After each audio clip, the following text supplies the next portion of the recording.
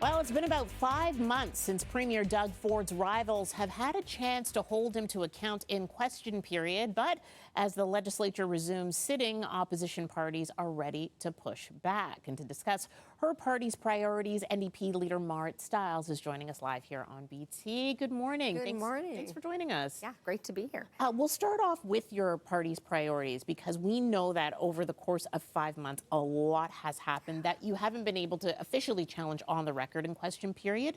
But what are some of the issues that the NDP itself looks to tackle this session?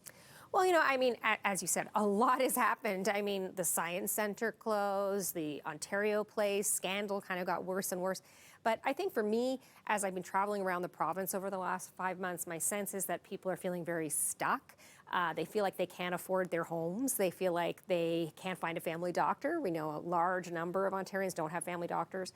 Emergency rooms are closing.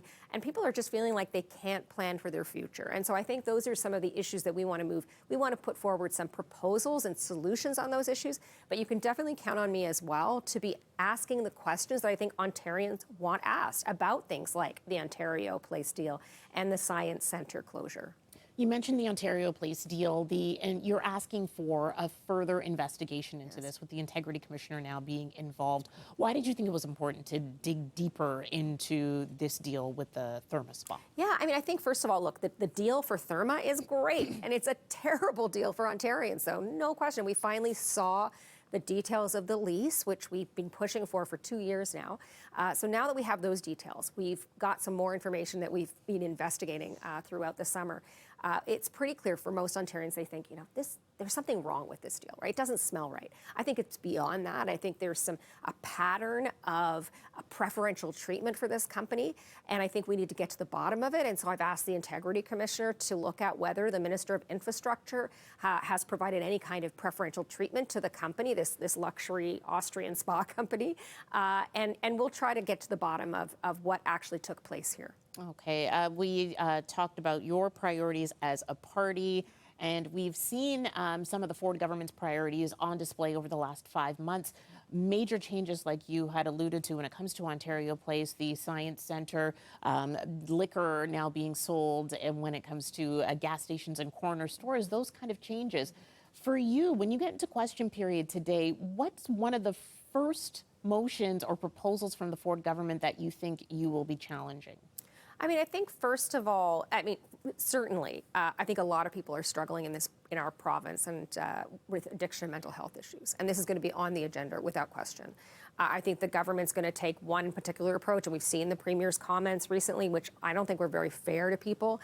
I want to see us talking about issues like that with empathy and evidence. I think it's absolutely critical, but it is, without question, something that's on a lot of people's minds all across Ontario, from small towns in Northern Ontario to rural communities. Everybody is struggling with this issue. I think the traffic issues as well, the Premier's already flagged that he's going to make a big deal about these things. And certainly nobody wants to see people sitting in traffic congestion. We want people to be able to get home to their families. But I would challenge the Premier that the answer to this isn't a fantasy tunnel that's going to take us 30 years to build. It's building transit. It's moving the trucks off of the 401 onto the 407 for free. This is something we've been pushing for. These are things that would really help us to get people home faster now, and we won't have to wait 30 years and spend $50 billion. Right, and the prospect of an early election, we have all felt the sense that this is going to be called first in the fall and now likely next year. What is your sense of an early election being called, and is your party ready? I know a couple of MPPs have already said they're going to be running federally rather than provincially.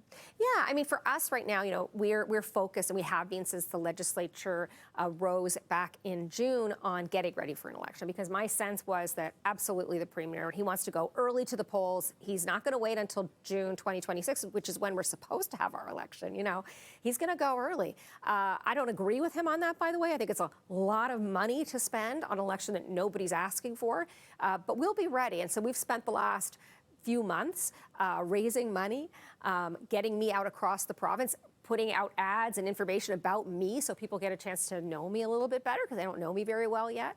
And absolutely nominating candidates. And, you know, there's always a little bit of changeover as people retire or make other decisions. But I'm excited about some of the people that are putting their names forward. And I'm excited that, you know, we're going to have a strong campaign, I think. But in the meantime, I'm going to keep really hammering the government on some of these issues that I think what people are experiencing out there.